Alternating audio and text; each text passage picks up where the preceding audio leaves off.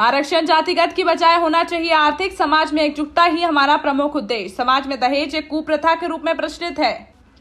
समाज के आर्थिक रूप से कमजोर युवाओं को शिक्षा हेतु करेंगे आर्थिक सहायता। और क्या कुछ कहते हैं श्री राजपूत करनी सेना मूल के प्रदेशाध्यक्ष श्री प्रताप सिंह चौहान।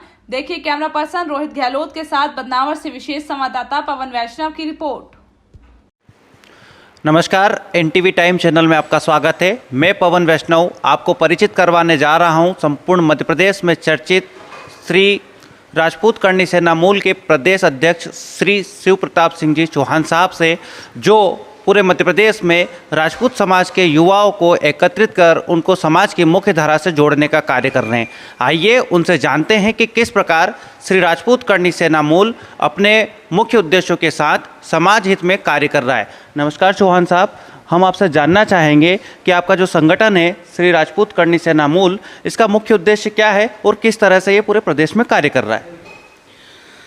सबसे पहले तो जय माँ भवानी, जय माँ करनी सभी को।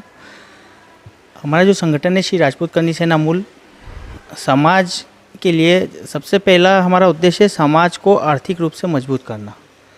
और जो हमारे युवा हैं, हम सबसे पहले उनके ऊपर ध्यान दे रहे हैं, युवाओं के ऊपर, क्योंकि हमें अगर जो हमारे समाज को आर्थिक रूप से मजबूत करना है तो उसके लिए हमें हमारे समाज के युवाओं को रोज़गार से जोड़ना होगा और उनके ऊपर ध्यान देना होगा, क्योंकि युवा जो है वो हमारे समाज का भविष्य भी है और साथ ही साथ हमारे देश का भविष्य भी है। तो इसलिए अभी भी हमने 350 से ऊपर युवाओं को रोज़गार दिलवाया है। और अभी हमारा टारगेट है कि इस साल हम कम से कम 1000 से अधिक युवाओं को रोज़गार मुहैया करवाएंगे। उसी तरह से आगे भी जैसे अभी हमने एक और नई पहल शुरू करी है कि मध्य प्रदेश में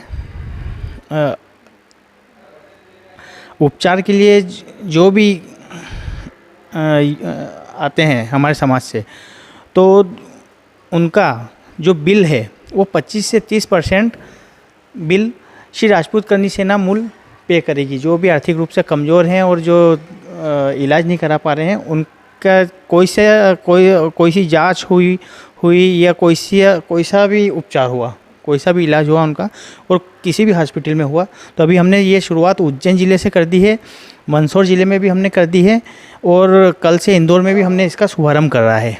तो ये इसी तरह से हम क्रम वाइज धीरे धीरे पूरे मध्य प्रदेश में कर रहे हैं। तो पूरे मध्य प्रदेश में हम 25 से 30% का जो बिल का भुगतान रहेगा वो श्री राजपूत करनी सेना मूल करेगी। जैसा कि आपने बताया कि अगर समाज को आगे बढ़ाना है तो आर्थिक आधार पर मजबूत होना पड़ेगा।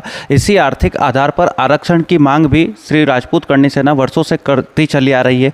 किस तरह से आप अपने इस प्रयासों में सफल हुए हैं? आर्थिक आधार पर किस प्रकार से आरक्षण मिल रहा है? जातिगत आधार पर आरक्षण अभी तक चल रहा है। किस प्रकार से दोषपूर्ण जो पद्धति है सरकार की, उसमें परिवर्तन संभावित हो सकते हैं?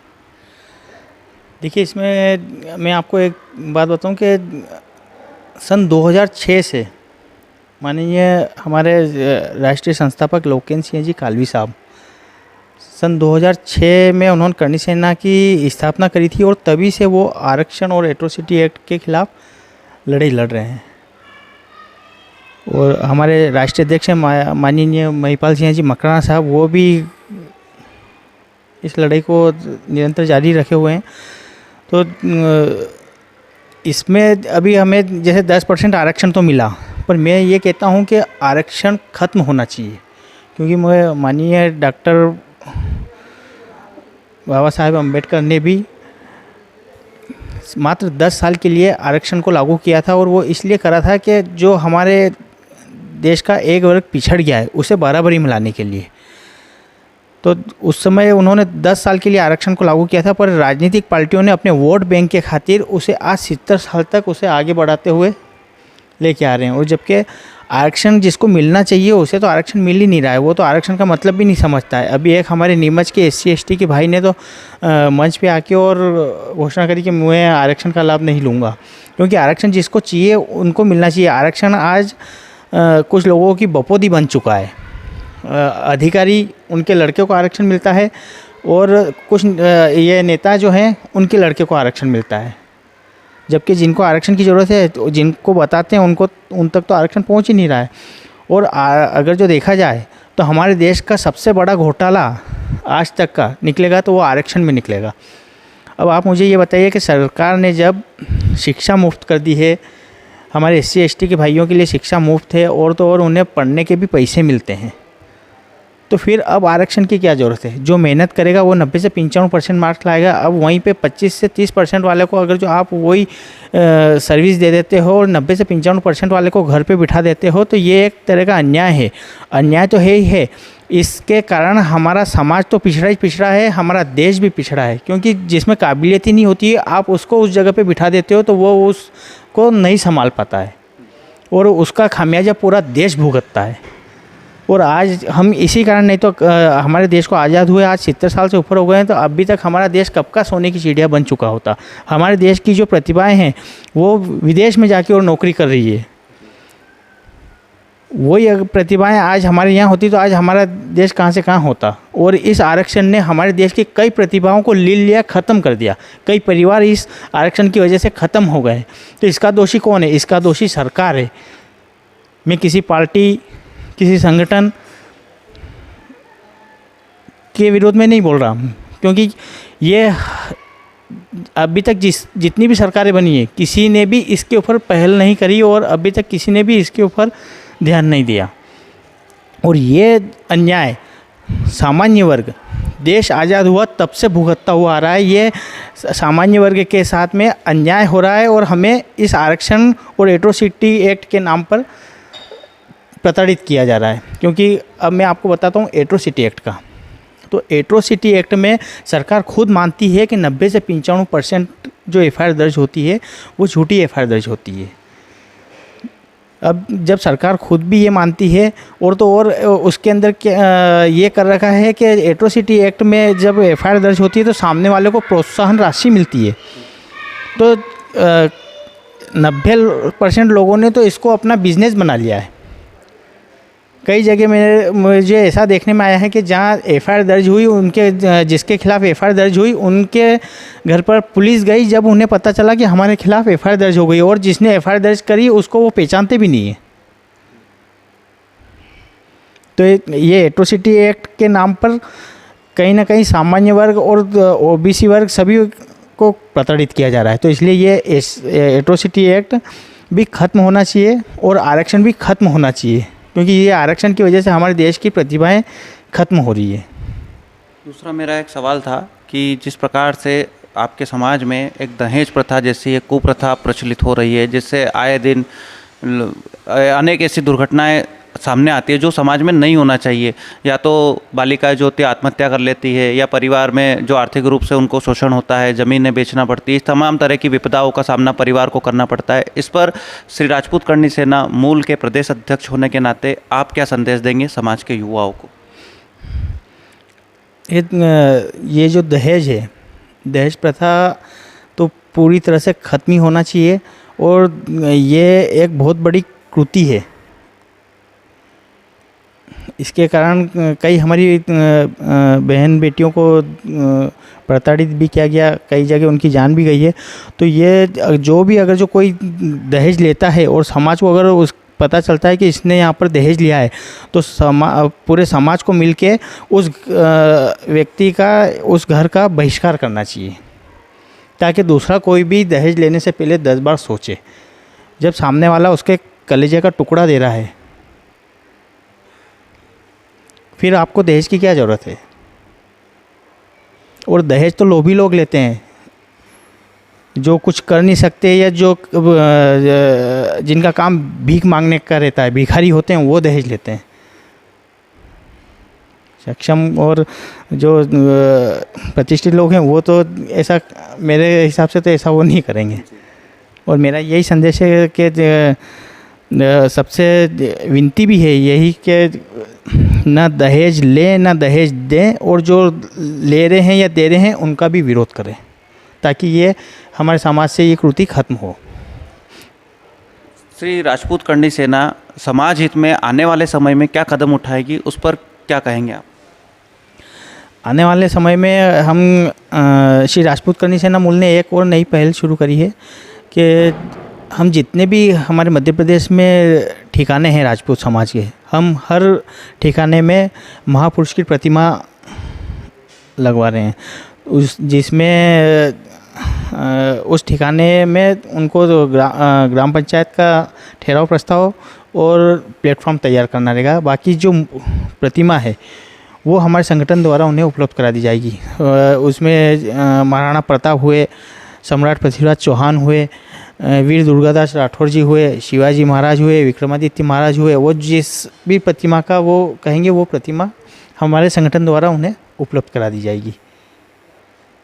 संविधान निर्माण के समय जो आरक्षण घोषित हुआ था उस पे राजपूत करनी सेना सालों से आर्थिक आधार पर मांग कर रही है जातिगत आधार को हटाने की। ऐसा क्या कारण है कि आप आरक्षण को आर्थिक आधार पर लागू करने की मांग कर रहे हैं, साथ ही एट्रोसिटी एक्ट हटाने की मांग कर रहे हैं? क्या कारण है, क्यों गलत मानते हैं आप एट्रोसिटी एक्ट को?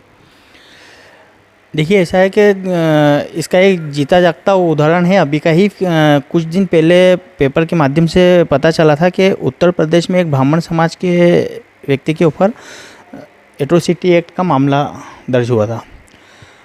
तो उन्होंने 20 साल की जेल भी काटी उसमें, और उसके बाद में 20 साल की जेल काटने के बाद में वो निर्दोष साबित हुए। तो ये कहीं ना कहीं उस व्यक्ति के साथ अन्याय हुआ है एट्रोसिटी एक्ट को लेके, और एट्रोसिटी एक्ट को लेके और ये जो केस दर्ज करते हैं ये पूरी तरह से, मैंने अभी आपको थोड़ी देर पहले भी बताया था कि 90 से 95% एफआईआर झूठी दर्ज होती है। अब जब वो उस आदमी का पूरा जीवन ही 20 साल, मतलब 20 साल उसका पूरा जीवन ही ख़त्म हो गया। हो सकता है अगर जो वो उसके घर में कमाने वाला अकेला हो तो उसका परिवार भी ख़त्म हो गया हो, तो इसकी भरपाई कौन करेगा? इसलिए ऐसे काले कानून को सरकार को संज्ञान में लेके और उसी वक्त ऐसे काले कानूनों को ख़त्म करना चाहिए। यह आरक्षण, एट्रोसिटी एक्ट, ये हमारे देश को 70 साल से खाए जा रहे हैं। हमारे देश की प्रगति रोक रखी है इन्होंने, और जो इस देश को चाहता है वो इन कानूनों को कतई नहीं चाहेगा। वो चाहे हमारे SC ST के भाई हों, OBC हो या सामान्य वर्ग हो, कोई भी इन कानूनों को पसंद नहीं करता है। जिनको इनका दुरुपयोग उठाना होता है वो ही इसकी आड़ लेते हैं। इसलिए हमारी सरकार से मांग है कि ये आरक्षण और एट्रोसिटी एक्ट बिल्कुल ही ख़त्म हो। एक और भी सवाल है मेरा कि श्री राजपूत करनी सेना कई सालों से एक मांग करते आ रही है कि जो सामान्य वर्ग की जो सीट आरक्षित हो उस पर केवल सामान्य वर्ग का ही उम्मीदवार चुनाव लड़ सके, दूसरा कोई उम्मीदवार वहाँ से चुनाव नहीं लड़ सके। इसका क्या कारण मानते हैं? इससे क्या फ़ायदा होगा आपको या आपके समाज को? देखिए, हमारा देश आज़ाद हुआ तब से मैं आपको बताता हूँ कि एक हम ये भी यातना झेलते हुए आए हैं, हमारे साथ ये भी एक अन्याय होता हुआ आ रहा है। अब मैं आपको बताता हूँ कि जहाँ आरक्षित सीट होती है वहाँ तो कोई फार्म भर ही नहीं सकता। आरक्षित सीट पे सिर्फ आरक्षित ही फार्म भरते हैं। फिर एक सीट आती है ओबीसी सीट पे हमारे ओबीसी भाई फार्म भरते हैं। उसके बाद आती है सामान्य सीट, जिसे सरकारी या कानूनी भाषा में कहा जाए तो अनारक्षित बोलते हैं उसे, अनारक्षित सीट बोलते हैं। तो अनारक्षित सीट का मतलब, सामान्य सीट का मतलब ये होता है कि उसके अंदर कोई भी फार्म भर सकता है। तो फिर आपने आरक्षित के लिए एक सीट बना दी, ओबीसी के लिए एक सीट बना दी, सामान्य के लिए तो कुछ है ही नहीं। उसमें भी कोई भी फार्म भर देता है। 15 से 20 साल में हमारे पास एक मौका आता है, वो भी हमसे छीन लिया जाता है। तो ये एक हमारे साथ में अन्याय होता है। तो इसलिए सरकार से हमारी ये मांग है कि जैसे आरक्षित सीट है, ओबीसी सीट है, वैसे ही एक सामान्य सीट भी घोषित करें जिसमें सिर्फ सामान्य वर्ग ही फॉर्म भरे। और इस बार हमने सभी ने संगठित होकर और ये फैसला लिया है कि अगर जो सामान्य सीट पे कोई भी अन्य वर्ग का फार्म भरता है तो उसे सबक सिखाया जाएगा, और उसे ऐसा सबक सिखाया जाएगा कि अगली बार कोई भी सामान्य सीट पे अन्य समाज का फार्म भरने से पहले 10 बार सोचे, ऐसी उसकी हालत कर दी जाएगी। वो चाहे पार्टी हो, कोई सी पार्टी हो, कोई सब संगठन हो या सरकार हो, वो टिकट देने से पहले ये विचार कर ले कि सामान्य सीट पे सामान्य वर्ग ही चुनाव लड़ेगा। अगर जो उन्होंने किसी भी अन्य वर्ग को टिकट दिया या चुनाव लड़वाया तो उसका खर्च वो भुगतेंगे। ये थे हमारे साथ श्री राजपूत करनी सेना मूल के प्रदेश अध्यक्ष श्री शिव प्रताप सिंह जी चौहान साहब, जिन्होंने खास चर्चा में बताया कि श्री राजपूत करनी सेना मूल किस तरह से अपने कर्तव्यों पर खरा उतरकर समाज हित में कार्य कर रही है। देखिए पूरी खबर कैमरा पर्सन रोहित गहलोत के साथ बदनावर से विशेष संवाददाता पवन वैष्णव की ये रिपोर्ट।